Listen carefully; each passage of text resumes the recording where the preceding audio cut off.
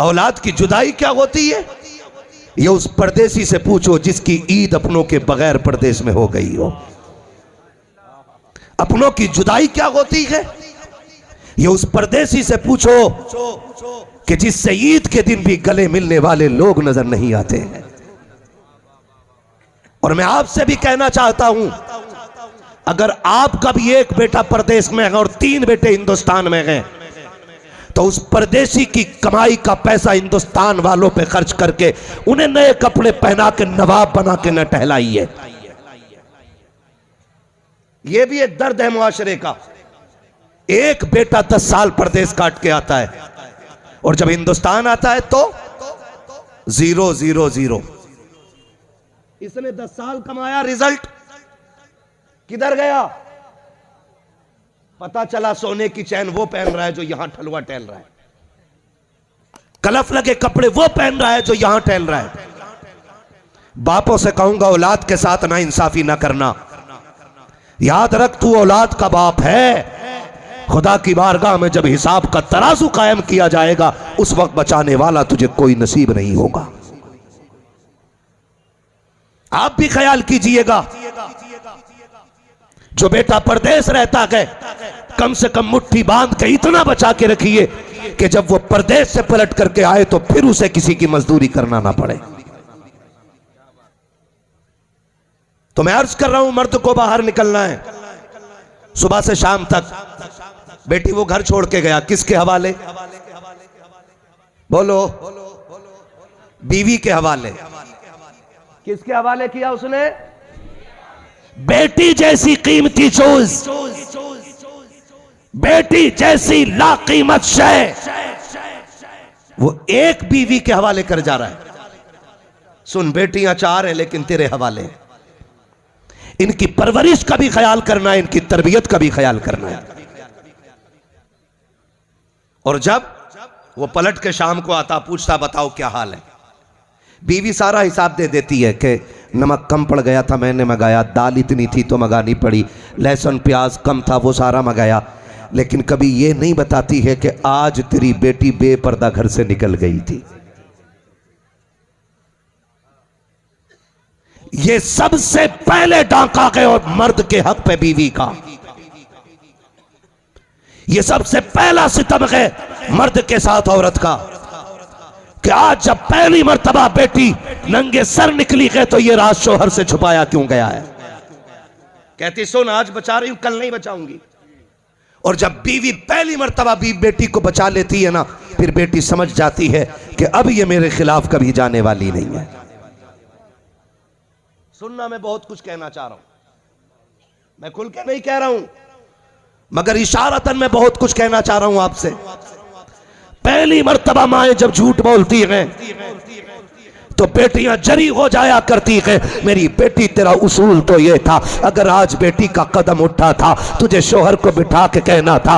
आज बेटी समझदार हो गई है, मैंने बेटी को मेकअप करते देखा है, आज बेटी को शीशे के आगे संवरते देखा है, लगता है बेटी के रिश्ते के दिन करीब आ गए हैं। मेरे सरताज, इससे पहले कि हमारे मुंह पे कालिक पोतते कोई, बेटी के हाथ पीले कर दिए जाए, इससे पहले कि हमारी इज्जत पे आंच आ जाए, हमारी बेटी को इज्जत से रुखसत कर दिया जाए, शोहर से खुल के कहने की जरूरत नहीं है। इशारतन इतनी बात कह दोगे, शोहर होशियार हो जाएगा। इससे पहले कि घरों की इज्जतों की दीवारें टूट जाएं, इससे पहले कि घरों की इज्जतें चौक में नीलाम हो जाए, घर के बड़े को चौक में गालियां दी जाने लगे, बाप को बाप न कह करके बड़ुआ और दलाल कहा जाने लगे। ए मेरे घर की रखवाली करने वाली बेटी, हर राज को शोहर से बता ताकि सल्तनत में होने वाला फितना उठने से पहले दबा दिया जाए। अगर राज शोहर पे खोल दिए जाते हैं तो फिर घर बर्बाद नहीं होते, घर आबाद होते हैं। लेकिन शर्त यह है बीवी को फातिमा ज़हरा बनना पड़ेगा और शोहर को हैदर कर्रार बनना पड़ेगा। नारे तकबीर, नारे रिसालत, मसलके आला हजरत, रूहे बिलाली कॉन्फ्रेंस। बाबा इसको थोड़ा आवाज दे दो, इतना दे दो कि थोड़ा दूर से भी कैच कर ले। अब मुंह रख के बोलना पड़ रहा है। तवज्जो है सारे लोगों की। मैं बेटियों से कहना चाहूंगा, मेरी बेटियों एक्टिव हो जाओ। और याद रखो, बड़ी बात करने लगा हूं, अल्लाह करे ये जहन में आ जाए। ये जो लवर होते हैं ना, लवर यानी कि लोफर, लोफर यानी कि निकम्मे, ठलुए, बद किरदार, बद तीनत, बद चलन, ये तुमसे सबसे बड़ा झूठ बोलते हैं कि मैं तुझसे सबसे ज्यादा प्यार करता हूं। ये इनका सबसे बड़ा झूठ है। मैं बड़ी से बड़ी कसम उठा के कहता हूं कि जितना प्यार तुझसे तेरा बाप करता है ना, उतना तेरे मिलने वालों में, रिश्तेदारों में, दुनिया में कोई इतना प्यार तुझे नहीं कर सकता है। ये मेरा चैलेंज है हर बेटी को। ये 3 घंटे नाली पे बैठ के मच्छरों से कटवाने वाला आशिक, ये कहता तेरे लिए मैं आसमान जमीन पे ले आऊंगा, ये सबसे बड़ा झूठा है। इसलिए कि ये दावे तब कर रहा है जब तुझे जवानी की दहलीज पे देखा है। ये तेरा आशिक तब बना गए जब तुझे इसने हुस्न की मलका पाया है। इसने जमीन और आसमान एक तब किए गए जब तू इसके लायक नजर आई है। दिल टूट जाता है, दिल। कुछ दिन पहले अभी थाने की रिपोर्ट है, एक बेटी गैर के साथ भागी, बाप कह रहा मेरी टोपी मैं तेरे पैरों में रखता हूं, बेटी लौट चल। और उस बच्ची ने कहा था तू मेरा क्या लगता है, मुझे पता ही नहीं है। अगर बेटियों रविश ना बदली तो फिर से बाप तुम्हें पालने से ज्यादा मारने पे फख्र करेगा। गलत नहीं कह रहा हूं। अभी जो 1400 साल से जिंदा हो, इसे फातिमा के किरदार ने बचा रखा है। अगर मेरे नबी ने यह न कहा होता मेरी फातिमा मेरे जिगर का टुकड़ा है, तो जितनी बेटियों ने बाप के मुंह पे कालिक पोत दिया है, इतनी बेटियों के बदले में आज बेटियों को कत्ल करना शुरू कर दिया जाता। बहुत कड़वी बात कह रहा हूं मैं, और याद रखिएगा मैं चापलूसी करने नहीं आया, दलाली करके पैसे रोल के नहीं लेके जाने। मैं चाहता हूं कयामत में जब सनाउल भी आए, ये उलमा भी आए, ये मजमा भी आए, और पूछा जाए सनाउल बता जलसा क्यों किया था, कहे मालिक तेरे महबूब के लिए। तो खातूने जन्नत के बेटे आके कहे फरिश्तों इसे जन्नत में लेके चलो, ये हुक्म मेरी मां का आ गया है। मैं बेटियों से कहना चाहता हूं, क्या ना किया बेटियों ने, बाप की कुर्बानी, और बेटी बाप से कह रही मुझे क्या पता तू लगता क्या मेरा। पुलिस वाले से कह रही मैं इसको नहीं जानती हूं, लेकर चले जाओ। बाप की चीख निकल जाती है, सुन मेरी बेटी, अगर तुझे याद ना हो तो मैं याद दिला दूं। जब तू माँ के शिकम में आई थी, दुनिया को खुशी हो गई थी, घर में चिराग जलने वाला है। तेरी दादी ने कहा था पोता आएगा तो मीठा तकसीम होगा। तेरे चचा ने यानी कि चचा ने कहा था तेरे के अगर भतीजा आएगा लड्डू बांटूंगा। तेरे तमाम रिश्तेदारों ने नाम सोचे थे, नाम अब्दुल गफ्फार रखेंगे, अब्दुल रहमान रखेंगे। एक के मुंह पे भी फूटा लफ्ज नहीं आया था कि बेटी आएगी तो आयशा कहा जाएगा, बेटी आएगी तो फातिमा कहा जाएगा। तुझे तो कोई आने की तवक्को भी नहीं कर रहा था, किसी को यह पसंद भी ना था कि तू दुनिया में आ जाए। सबने मीठों के ऑर्डर किए, लोगों ने नाम सोच के रखे। जब दर्द ज़ह शुरू हुआ है, विलादत की तकलीफ में मां को लेकर के हॉस्पिटल ले जाया गया है। रात के 3 बजे फोन आता है कि मुबारक हो बेटी आई है। दादी बिस्तर पे गिर गई, चचा ने कमरा बंद कर लिया। दुकान वालों ने कहा था मीठा लेकर के चले जाओ, सबने कहा नगीचा किए। का ऑर्डर क्यों दिया था, का अगर भतीजा आता तो मीठा बांटते, पोता आता तो मीठा तकसीम करते। अब घर में बेटी आ गई है, अब मीठे की जरूरत नहीं रह गई है। खुदा की कसम सबके चेहरे उतर गए थे। सुन, जब सबने मुंह मोड़ा था, मगर तेरे बाप को पता चला है कि मेरे घर में बेटी आ गई है, वो हॉस्पिटल से भागा नहीं था, कदम पीछे नहीं हटाए थे। उसने कहा था डॉक्टर जल्दी करो, मैं अपनी बेटी को देखना चाहता हूं। खुदा की कसम आज जिसके मुंह पे कालक पोत देती है बेटियां। इस बात की कुर्बानी को जरा देखो तो सही।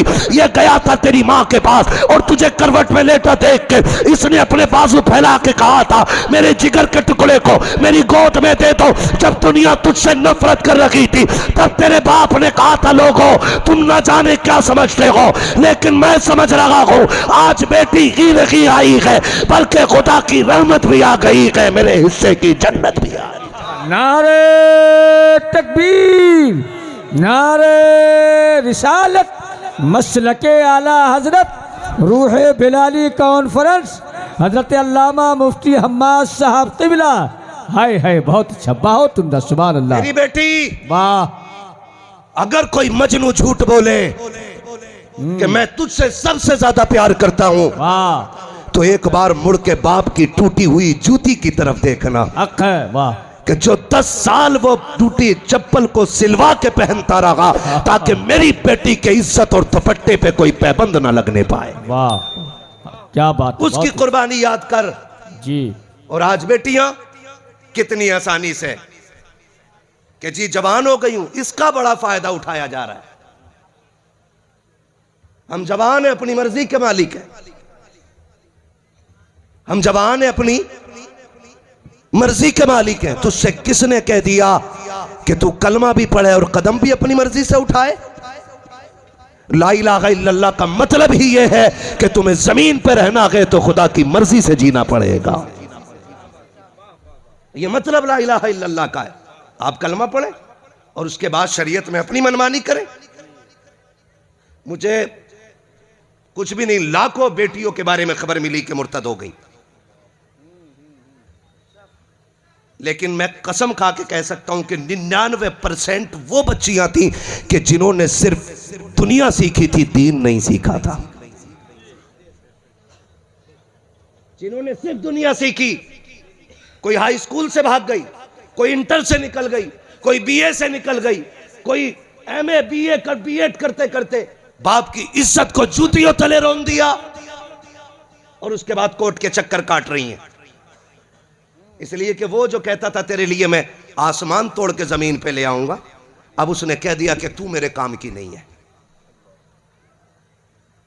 मैं कसम खा के कह सकता हूं बेटी को जो इज्जत इस्लाम ने दी है वो दुनिया में किसी ने नहीं दी है।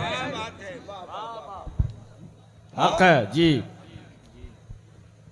2 मीटर कपड़ा पहनने वाली बेटी कहती है मेरा जिस्म मेरी मर्जी है, कितना छुपाऊं कितना दिखाऊं। और इस्लाम यह कहता है सुन, इज्जत वाली चीज पर्दे में रखी जाती है। पैसा कहां रखते हो? यहां रख के चले जाओ यार। रख सकता है कोई? घर में रखते हो तिजोरी में के घर के चौराहे पे? क्यों? जबकि पैसा चोरी हुआ तो मिल जाएगा, लेकिन इज्जत एक बार चली गई तो फिर मिलने वाली नहीं है, फिर मिलने वाली नहीं। आज मरे जा रहे हैं, आज मरे जा रहे हैं लोग। और खुदारा रवैये बदलो, अपने तरीके दुरुस्त करो और बेटियों को कनीज़े फातिमा ज़हरा बना लो।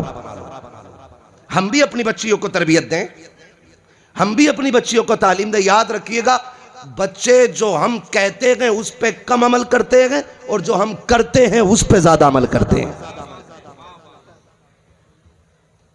जब मां ने पूरी जिंदगी कुरान नहीं पढ़ा, जब से जहेज में लेके आई अलमारी में रखा है, तो औलाद कुरान पढ़ देगी? खुद बताओ। जब अब्बा भी आज खाएगा तो औलाद हराम से बचेगी? बोलो जोर से जरा। नहीं बचने वाली ना। तो पहले मां बाप को अमल करना पड़ेगा, औलाद खुद ब खुद अमल करने लग जाया करती है। वालिदैन को पहले अमल करना जरूरी है। मैं इसलिए कहना चाहता हूं बेटियों से, खुदारा कोई भी आपको बहलाए, 2 चीजें होती हैं, सोना, पैसा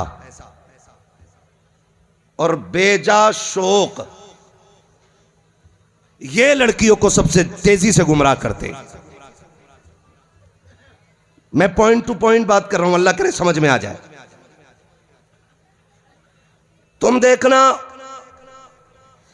ये मजनू जो होते हैं ना, ये सारी कमाई पहन के रखते हैं। कान में बुंदा होगा, हाथ में चैन होगी, गले में जंजीर होगी, है, और कटिंग कुत्ते वाली होगी, है ना। कुत्ता कटिंग क्यों बोला मैंने पता है? सोच रहे हो कि कुत्ता बाल कटवाता है क्या? फिर भी मैंने कुत्ता कटिंग क्यों बोला? कभी देखना आप खुजली वाला कुत्ता,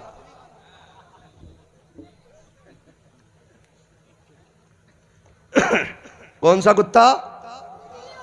जहां तक उसके पंजे पहुंचते हैं वहां तक बाल बचते ही नहीं, और बिल्कुल कमर के बीचों बीच बाल खड़े रहते हैं उसके, क्योंकि रीढ़ की हड्डी पे उसके पंजे पहुंचते ही नहीं। ऐसे ही है, बिल्कुल साफ जैसे गंजा, और यहां बाल खड़े, और बटन खोल के लफंगा यूं आस्तीन में चढ़ा के। दावत में आए तो मौलवी के यूं कोनी मार के कहता हटो,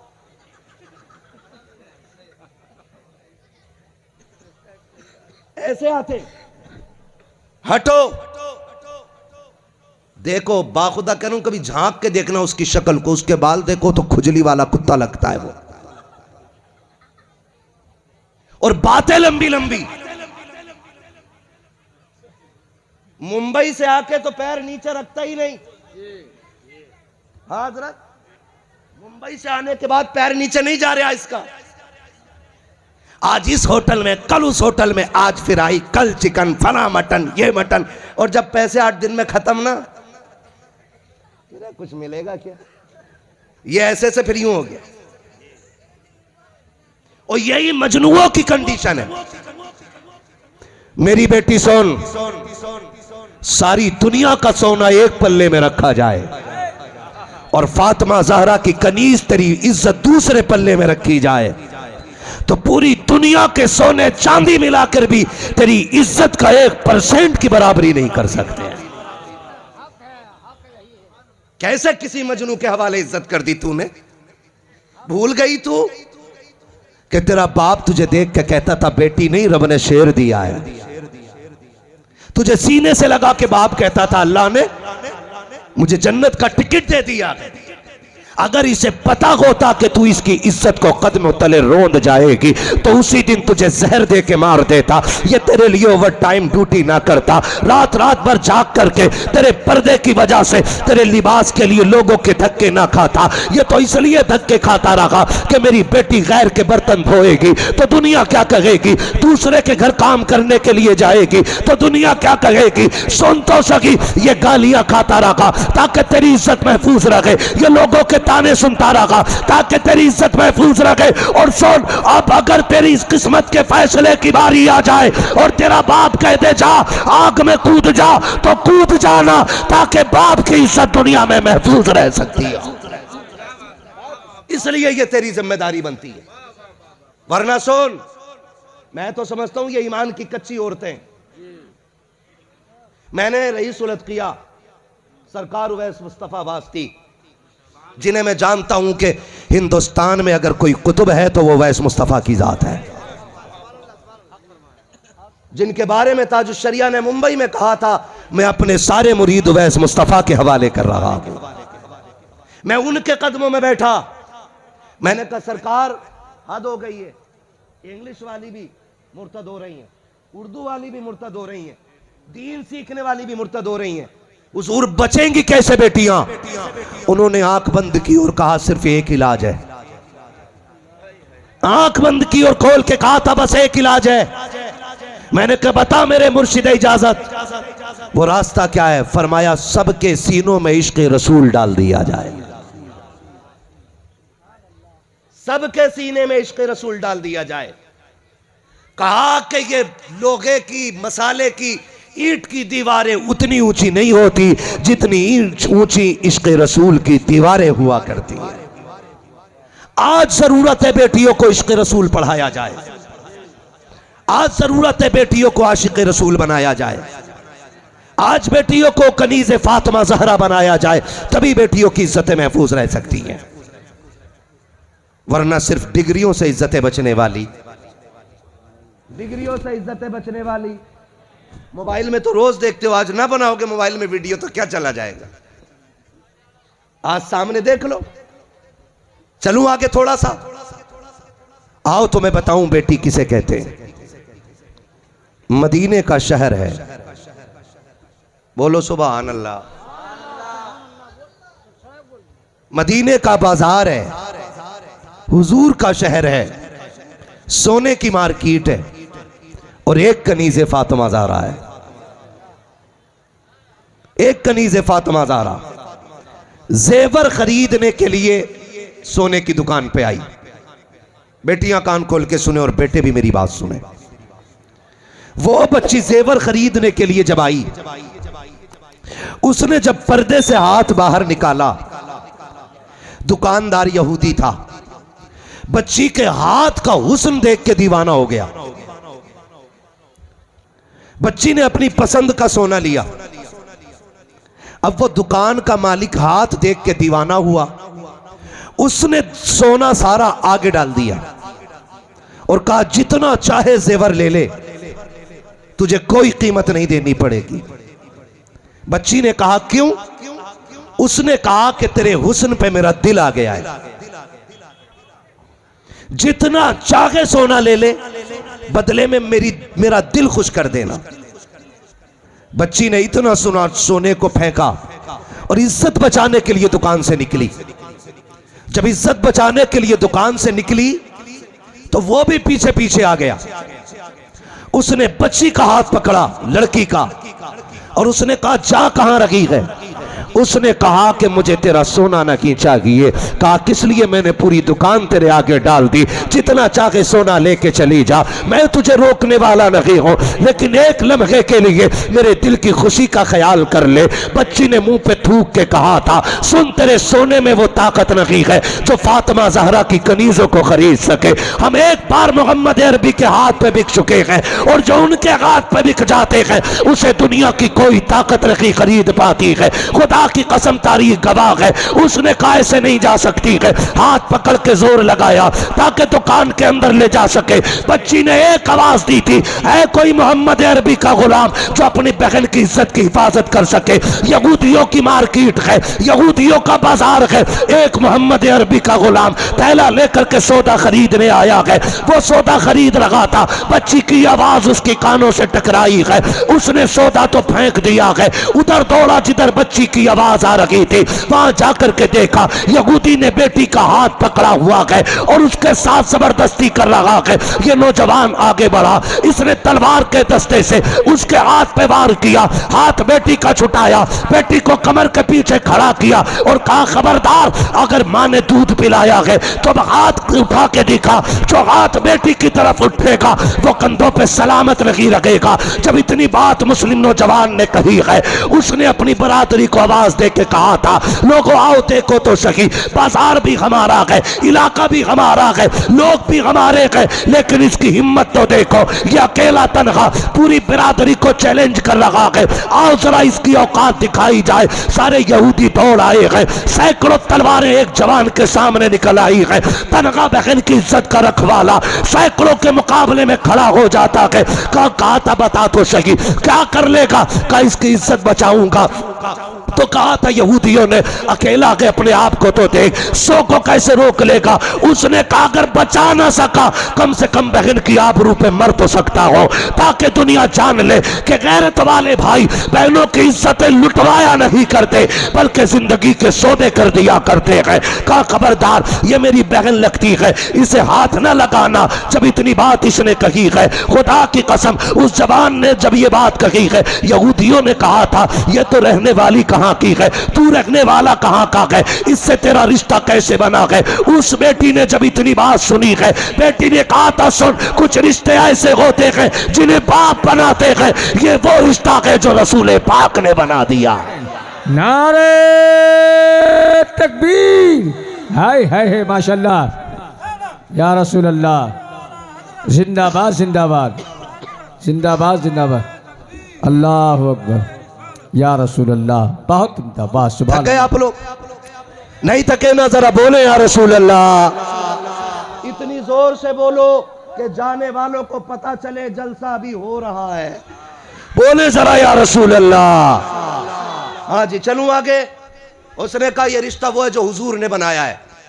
एक यहूदी आगे बढ़ा, देखे तेरी जुर्रत।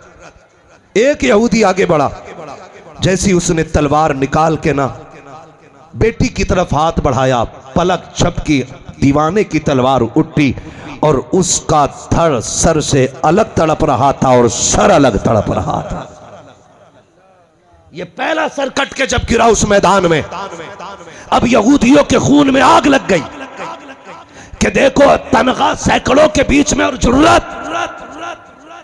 एक आया, दो आए, 10 आए, अब चारों तरफ से तलवारें चलने लग गई हैं। ये झगड़ा शुरू सुबह से हो रहा है। तो पैर हो गई तलवार चलते चलते, तो पैर तक तनखा जवान तलवार चलाता रहा, लेकिन सैकड़ों में कहां तक तलवार चलाता। कई की गर्दनें काट के जमीन पे फेंक दी, फिर तलवार धीमी होने लग जाती है, बाजू जवाब देने लग जाते हैं। बगन बेटी दूर खड़ी देख रही है। तलवार जब धीमी होने लगी, अब बेटी को एहसास होने लगा अगर तलवार रुक गई तो मेरी इज्जत चली जाएगी, अगर ये तलवार रुक जाएगी तो बगन की आबरू लुट जाएगी। अब तलवार धीमी हो रही है, इसलिए कि वक्त ने थका दिया है। सैकड़ों का मुकाबला अकेला कहां तक करता। तलवार चलाते चलाते जब बाजू धीमे होने लग गए हैं, अब बच्ची की आंख में आंसू आए हैं। उसने उसी राह में सजदे में सर रख के रो के कहा था, मौला तुझे तेरे महबूब की फातिमा का वास्ता है, आज मेरी इज्जत की हिफाजत फरमा ले। अगर आज मेरी इज्जत रुट गई, कयामत तक के लिए दलील बन जाएगी कि नबी के मदीने में उनके कलमा पढ़ने वाली बेटी की इज्जत महफूज नहीं रखी थी। इतना रो करके उसने कहा है, खुदा की कसम तारीख गवाह है। इधर इसने तड़प के कहा है, उधर पीछे से नारे तकबीर की आवाज आ जाती है। जवान ने मुड़ के देखा कि ये आवाज किसकी है। जब मुड़ के देखा तो क्या देखता है, आगे आगे नबी आ रहे हैं, पीछे पीछे मौला अली आ रहे हैं। अल्लाहू अकबर। खंजर चले किसी पे तड़पते हैं हम अमीर, सारे जहां का दर्द हमारे जिगर में है, सारे जहां का दर्द हमारे जिगर में है। उनके लिए रो के तो देखो मदद आती है कि नहीं। और फिर जब देखा शेर खुदा को तो यहूदी फरार हो गए, बेटी की इज्जत भी बच गई। मैं कहना चाहता हूं बेटी, अपनी इज्जत का ख्याल कर। अल्लाह ने जो इज्जत तुझे बख्शी है ना, दुनिया में उसकी कोई कीमत ही नहीं है, कोई कीमत नहीं है। कनीज़ फातिमा ज़हरा बनो, इल्म दीन सीखो, माँ बाप की वफादार बनो, इनसे इतनी वफा करो, इतनी वफा करो कि लोग बेटों से ज़्यादा बेटियों के लिए रोने लग जाएं। आपसे भी थोड़ी बात कह दूं, ये तो बेटियों के लिए बात थी। आपसे कहना चाहता हूं कि जब बच्चे जवान हो जाएं तो बराबरी की तलाश के चक्कर में उम्रें न बढ़ाना। अभी बराबरी का रिश्ता नहीं मिल रहा। बराबरी का क्या भाई, तू 9 फीट का है, तेरी बेटी 18 फीट की है, जो दामाद तुझे 19 फीट का चाहिए। नहीं नहीं, थोड़ा खाते पीते घर का हो। सुने, रिश्ते पैसों से नहीं, रिश्ते भरोसों से चला करते हैं। काहे से चलते हैं? भरोसे से रिश्ते चलते हैं। बेटियां जवान हो जाएं, रिश्ता करने में जल्दी करो। पूरी दुनिया में चचेरी काट रहा है, पूरी दुनिया में दामाद ढूंढ रहा है, और दामाद मिला फेसबुक पे, कुंडल वाला दामाद, बुंदे वाला दामाद। दामाद ढूंढा के बहू। एक साहब कहने लगे, अदर जरा देखना दामाद सही है। मैंने देखा बुंदे पहने पड़ा। मैंने कहा दामाद का फोटो है कि बहू का फोटो है? हाँ, इधर ये वो चुटिया चल रही, चुटिया दाढ़ी रखने में मर जाता और चुटिया रखने में वजन नहीं लग रहा। 4 अंगल की दाढ़ी में बोझ लगता है, एक हाथ लंबे बाल रख के पड़ा। और दामाद ले, नाक भी छिदी है, कान भी छिदे। दामाद के बहू है बेगैरत। कह रहा राशि मिला दो इसकी। अरे भैया, हमसे आज तक अपनी राशि ना मिली, हम तुम्हारी राशि कहां से मिलाएं? ये गैर मुस्लिम वाले चैनल हमारे बीच भी आ गए कि राशि देख लो, उधर ठग बैठा, ओ हो, भाई लकीर थोड़ी सी टेढ़ी हो गई तो काट के सीधी कर दे। निकलो इन चीजों से। और दामाद फेसबुक और व्हाट्सएप पे तलाश ना कर। अक्सर फेसबुक ये दामाद बेटियों को दुख देते हैं और 2 साल के बाद फिर तावीज मांगते हो। दामाद चाहिए तो फिर तू 5 वक्ता नमाजी हो। क्या करना है? 5 टाइम की नमाज पढ़नी है। कितने टाइम की? जोर से। 5 टाइम की। मेरे बच्चे की आवाज बैठ गई सुभान अल्लाह कहते कहते। मैं कहता हूं घर जाना ना बेटे। अम्मी पूछे आवाज का क्या हुआ? कहना अम्मी जब बात हुजूर की हो रही थी ना तो लोग पैसे वाले पैसे दे रहे थे, मैं हुजूर के नाम पे आवाज लुटा के आ गया हूं। कोई तो नजराना दे के आया हूं ना। तवज्जो है सारे लोगों की। चलूं आगे थोड़ा सा, वक्त हो चुका है, 2 बजने को है। जी जिन्होंने बुलाया वो कहां है? हाँ कोई नहीं है। मौलवी को बैठाया उस टाइम पे गया। ये तो हुजूर का बड़ा करम है कि आप मिल गए, वरना वक्त जितनी ठंडी का है ना, आप रहोगे तो इंशाल्लाह जलसा होता ही रहेगा। क्या बात कह रहा था मैं आपसे? दामाद कहां ढूंढना है? मैंने कहा 5 टाइम के नमाजी बन जाओ और मस्जिद में जाया करो। वो जवान ढूंढो जिसकी 1 वक्त की नमाज कज़ा ना होती हो। इसलिए कि जो रब का हक अदा कर सकता है वो तेरी बेटी का भी हक अदा कर सकता है, और जो रब का हक अदा नहीं कर सकता है वो तेरी बेटी का भी हक अदा नहीं कर सकता है। अब दामाद कैसा होना चाहिए? तो 90% लड़कों की तो होगी भी नहीं। फिर अब 90% तो जाता ही नहीं मस्जिद में। अगर मस्जिद से दामाद ढूंढने लगो तो फिर सारी नमाजी हो जाएंगे। और दामाद कटो वाला मत देखो, दाढ़ी वाला। कैसा दामाद? ये बेदाढ़ी वाले कतई नहीं बोल रहे हैं कि हमारे खिलाफ बात हो रही है। मौलवी हमें कुआरा मारना चाहता है।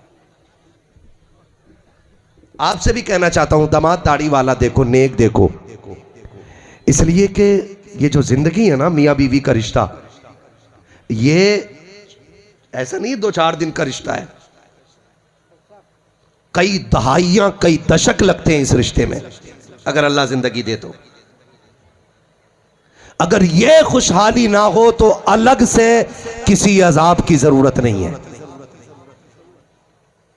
इस रिश्ते में अगर खुशहाली ना हो, अलग से किसी अजाब की जरूरत नहीं है। मुफ्ती मोहम्मद हुसैन संभली फरमाया करते थे, औरत नेक मिल जाए तो जन्नत की चिड़िया है, और अगर औरत गलत मिल जाए तो जहन्नम का कौवा है। अकेले जीना हराम कर देती है। ऐसी होनी चाहिए औरत। बड़े डर के बोल रहे हो? कैसी होनी चाहिए? हाँ, जो ज्यादा जोर से बोला अल्लाह इसे जरूर नेक बीवी देना।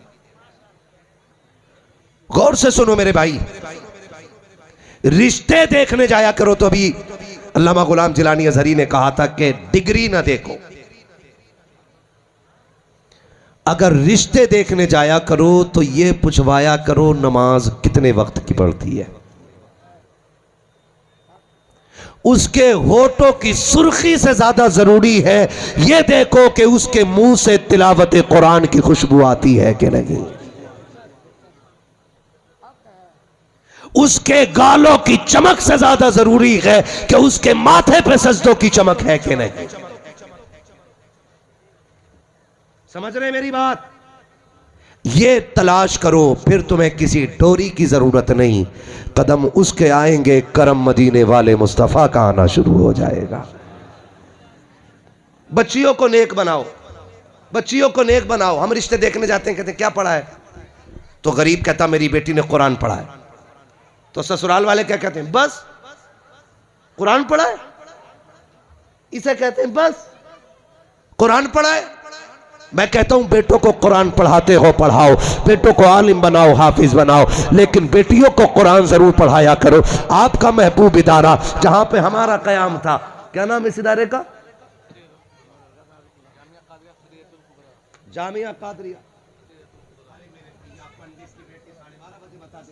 वो 10 मिनट में होने वाली बात नहीं है ना, अल्लाह सलामत रख के। फरमाइश लोग लेके आते,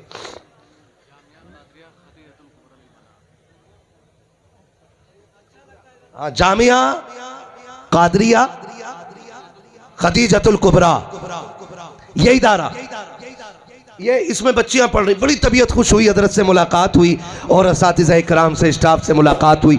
बड़े अच्छे अखलाक के मालिक हैं, बड़े नेक लोग हैं, तबीयत खुश होगी। मैं आपको बताना चाहता हूँ, सिर्फ बेटों को कुरान पढ़ाते हो, मैंने भी कुरान पढ़ा, इन्होंने भी पढ़ा, इन्होंने भी पढ़ा, इन्होंने भी पढ़ा, सबने कुरान पढ़ा है। गारंटी के साथ कहता हूँ, पहली बात तो फुर्सत नहीं मिलती है पढ़ने की, बिजनेस में लग जाए, काम में लग जाए, फुर्सत नहीं मिलती। अगर मिलती है तो बाई से बरकत पढ़ के, जहां तक पढ़ा पढ़ के छोड़ दिया जाता है। मगर मैं कहना चाहता हूँ बेटियों को कुरान जरूर पढ़ाया जाए, इसलिए कि अगर तुम मर जाओगे कब्रिस्तान में होगे, बेटियां हिंदुस्तान के अंदर होंगी, अगर इनकी उम्र 70 साल भी हो जाएगी, लेकिन जब भी ये कुरान लेकर के बैठेंगी और आखिरी आयत की तिलावत हो रही होगी, आखिर में कहेंगी सदक़ल्लाहु मौलाना अज़ीम। ये कहते कहते ख्याल आएगा ये वही कुरान है जो बाप ने मुझे पढ़ाया था, यही वो कुरान है जिसकी फीस बाप ने अदा की थी। खुदा की कसम, बेटियां 70 साल की भी हो जाएं, जब भी कुरान पढ़ेंगी, हाथ उठा करके मरने वाले बाप के लिए दुआएं जरूर करेंगी, इसलिए कि बेटियां जब तक जिंदा रहती है वो अपने लिए नहीं बल्कि अपने मरने वाले बाप के लिए ज्यादा दुआएं किया करती हैं। लेकिन हम बेटियों ही को नहीं पढ़ाते। बेटों को पढ़ा लेगा क्या, इसे MBBS करा लो, क्यों, बुढ़ापे का सहारा बनेगा। बुढ़ापे में ऐसी लठियां मारता अब्बा के कि रही बची कमर भी तोड़ देता। और बेटी को क्यों नहीं पढ़ाते, हम नहीं देंगे 1000 रुपए महीना फीस, हम नहीं देंगे 1500 रुपए महीना फीस। बीवी कहती क्यों नहीं दे रहे, कि बेटी तो पराया धन है, इसको पढ़ के पराए घर चले जाना, इसे पढ़ा के क्या फायदा। मैंने कहा सुन, अगर बेटे बुढ़ापे का सहारा होते हैं तो बेटियां आखिरत का सहारा होती हैं। काहे का सहारा होती है, आखिरत का सहारा होती हैं। बेटे बुढ़ापे में लाठी बन के आते हैं, बेटियां आखिरत में जन्नत का टिकट बन के नजर आएंगी। इसलिए बेटों पे 10 लाख लगाने वालों, 1,00,000 2 लाख बेटियों पे भी लगा लिया करो, इन्हें भी पढ़ा लिया करो। बेटे पढ़ जाते हैं तो लोग कहते हैं अपनी मेहनत से बनाए, लेकिन जब बेटियां पढ़ जाती हैं तो लोग कहते हैं ये किस बाप की शहजादी है कि जब से आई है घर में कनीज़े फातिमा ज़हरा बन के नजर आ रही है। इसलिए बेटियों को आप जरूर पढ़ाइए, पढ़ाएंगे इंशाअल्लाह। फरमाया गया लक़द कान लकुम फ़ी रसूलिल्लाहि उस्वतुन हसना, मेरे महबूब की ज़िंदगी आपके लिए बेहतरीन नमूना है। बेटियों से कहूँगा आप अपनी एक तंजीम रखिएगा।